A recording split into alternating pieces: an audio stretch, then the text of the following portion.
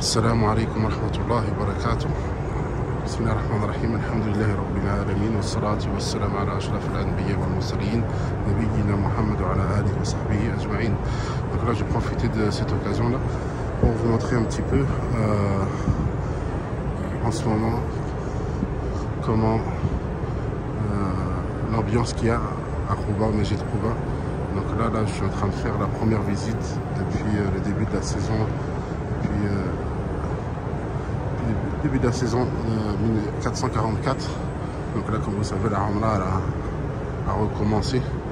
Donc je suis avec un Mu'tamir de France. On est en train de... Donc on a commencé par Rouba et on va finir par Uhud, Inch'Allah. Donc j'en profite, comme je vous disais, pour vous montrer un petit peu l'ambiance de Rouba, Mesjid Rouba en ce moment. Donc là, ce que vous voyez sont principalement je pense encore des Hujjaj qui ne sont pas encore partis. En général, il y a certains pays qui ont la chance de pouvoir rester un peu plus longtemps. Et ça doit être mélangé aussi avec des nouveaux pèlerins qui viennent faire la Umrah, qui vont commencer par Médine. Donc ça commence à se remplir, voilà. Ça commence vraiment à se remplir.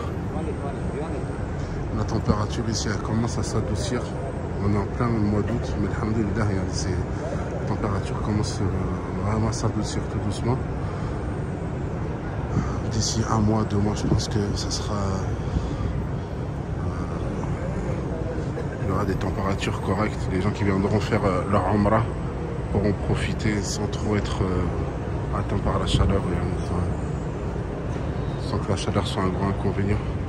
Le mieux, c'est toujours de venir quand même dans les saisons fraîches comme l'hiver. Mais d'ici le mois de septembre,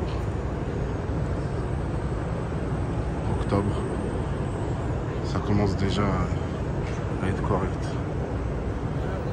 Donc voilà, un petit peu ce que ça donne en ce moment. Donc là, aujourd'hui, on est le 5 Muharram 1444.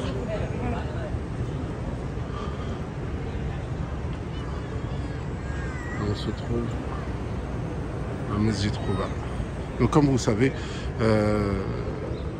la personne qui fait ses ablutions et qui vient faire une prière ici a la récompense d'une Umrah. Donc on vient ici dans cette mosquée principalement pour cette récompense. Je voulais vous montrer aussi, donc à l'arrière du Mesjid, vous avez le Zemzem qui est disponible, Masha'Allah. Donc même au Mesjid Rouba, vous pouvez boire Zemzem comme vous le constatez. Et Masha'Allah, c'est vraiment un service, un très joli service, un très bon service. Le fait d'avoir Zemzem disponible à Médine déjà d'une et aussi au Mesjid Rouba. Donc c'est quelque chose de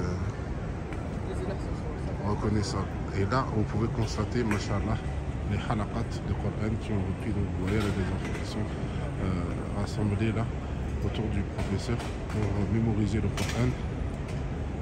Donc même les halaqat de Coran commencent à reprendre. Le Mesjid al-Nabawi aussi commence à reprendre, alhamdoulilah. Donc ça aussi c'est une bonne chose, je tenais à vous le montrer. Ça fait longtemps qu'on n'a pas vu Mesjid Rouba avec ses élèves. Alhamdoulilah. Voilà, salam alaikum. Donc là, après avoir fait Rouba, on se retrouve comme d'habitude à Uhud. Donc là, vous pouvez voir là aujourd'hui Uhud. Là, il est, on va dire, 7 h du matin. Donc ça, c'est calme et toujours les températures douces, machallah. Et donc on vient de faire la visite. On vient un petit peu de récapituler très rapidement l'histoire de cet endroit et la bataille qui a lieu ici. Et vous voyez en face de vous le cimetière où 70 compagnons ont été enterrés.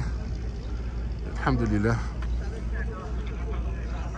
Donc il n'y a pas beaucoup de monde comme je vous ai dit, mais je pense que comme vous voyez c'est des Indonésiens. Je pense que ça doit être encore des Hujjaj qui sont pas encore rentrés, qui ont dû terminer par Médine. Comme vous savez, les Indonésiens, ils ont du fait qu'ils sont très bien organisés, ils ont la chance de pouvoir rester un peu plus longtemps et d'avoir des visas un peu plus longs. Voilà. Ça, c'est dû justement à leur bonne organisation et au fait qu'ils sont vraiment voilà, bien organisé et qui ne dérange vraiment pas. Donc là en face de vous, j'ai mal à l'omet. Donc là, ce que vous voyez, les gens qui sont en train de monter, c'est vraiment déconseillé pour plusieurs raisons. Déjà pour l'état de la colline et aussi pour ne pas inciter les gens à penser qu'il y a un bienfait à monter sur cette montagne. Il y a des gens aussi qui pourraient croire que voilà, il y a une baraka dans ces pierres ou bien dans le sable qu'ils pourraient y trouver. Donc ça, c'est pas du tout légiféré, c'est même contraire au principe de l'islam. Donc la personne elle peut rentrer dans l'associationnisme, dans le shirk, par l'intermédiaire de ces actes-là. Donc c'est vraiment déconseillé. Et le fait de monter là-bas, ça pourrait inciter justement les gens à penser qu'il y a quelque chose il y a un bienfait là-dedans. Donc on évite de monter pour ces raisons-là. Alhamdulillah.